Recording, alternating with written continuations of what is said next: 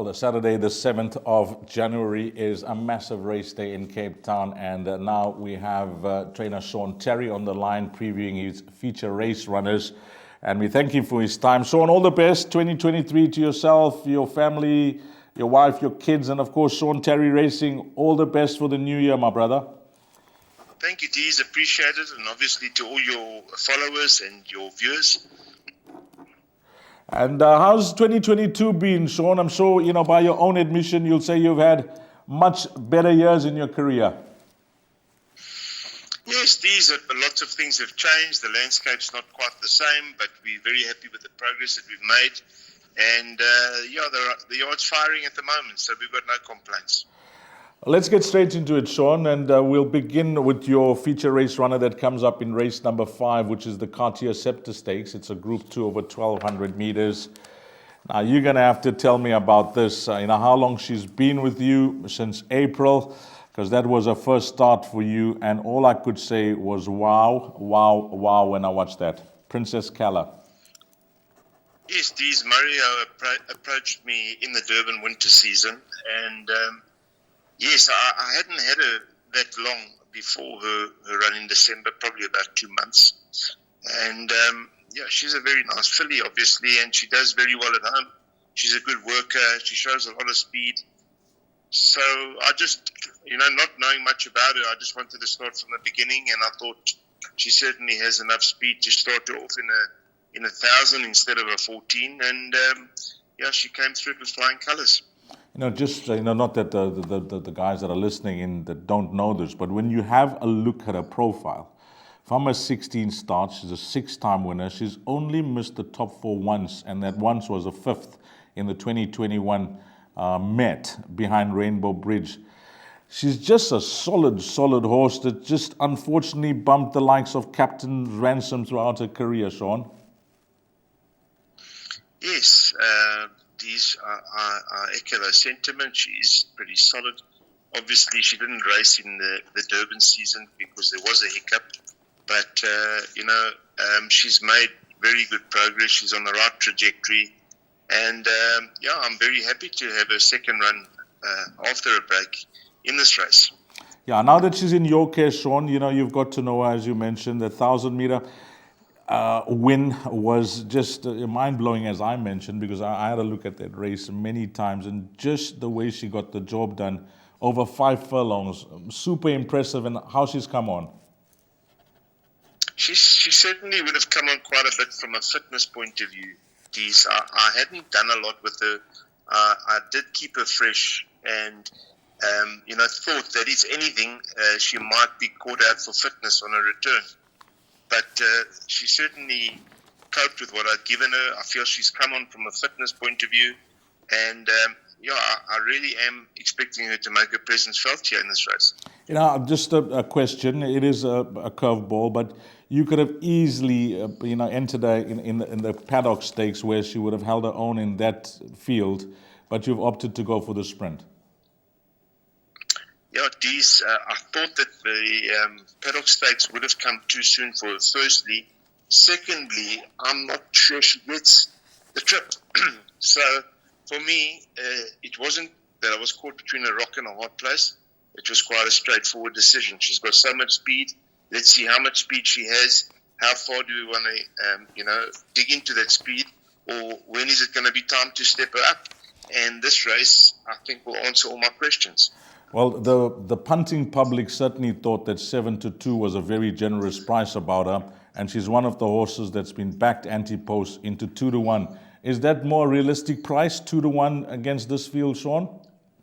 I think, given her merit rating, yes, I would guess it is the right sort of betting. Obviously, very healthy respect for what is Mark's filly, Desert Miracle, yes. And this is a competitive field. I think it's a step up from 1,000 in terms of quality.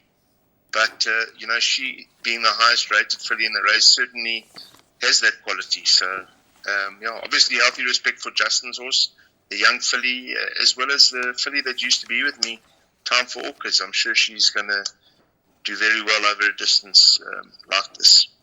Okay, we've touched on Princess Keller. We'll move along, Sean, to race number 6, and this is the Premier Trophy. It's a Group 2 over 1,800 meters, and here you have Nabras. Sean, comment on him?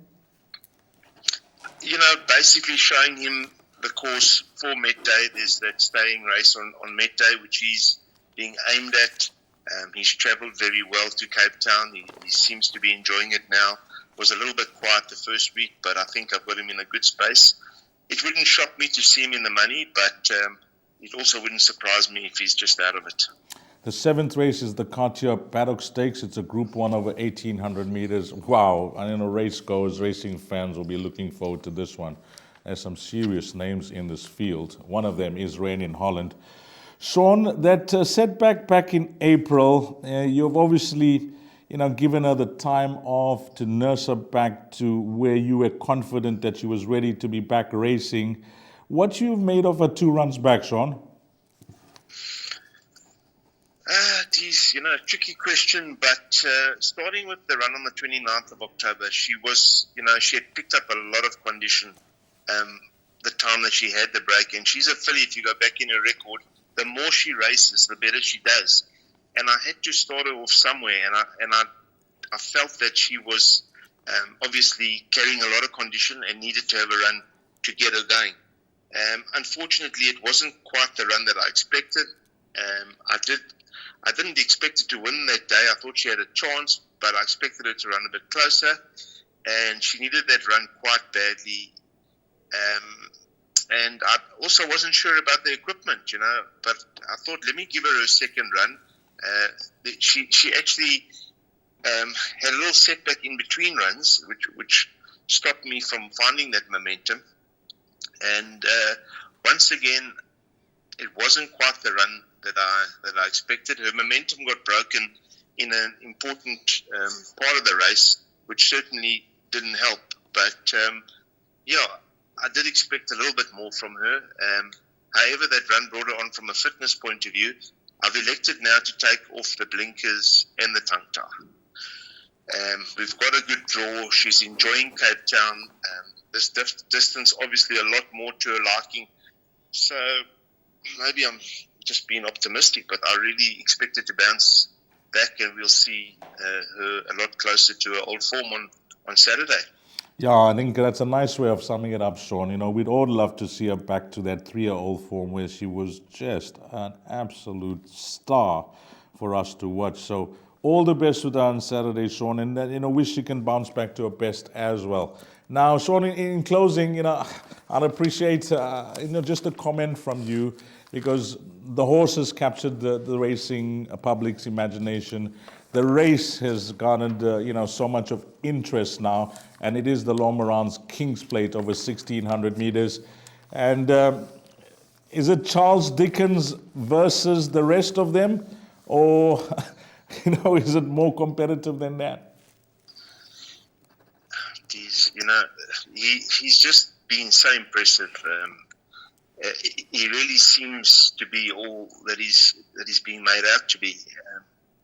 You can't really find a chink in his armor, obviously, and he's getting 5 kilos, but he's certainly he's going to benefit from that weight for age pool. He looks a really tough nut to crack, and I think he really is making the Cape summer season very, very exciting. Yeah, talking about exciting, and I'm just casting my mind back to a few horses while we're chatting. I mean, you've won this race 3 times when it was the Queen's Plate with Legal Eagle, didn't you? Yes, that was really one of my highlights in Cape Town.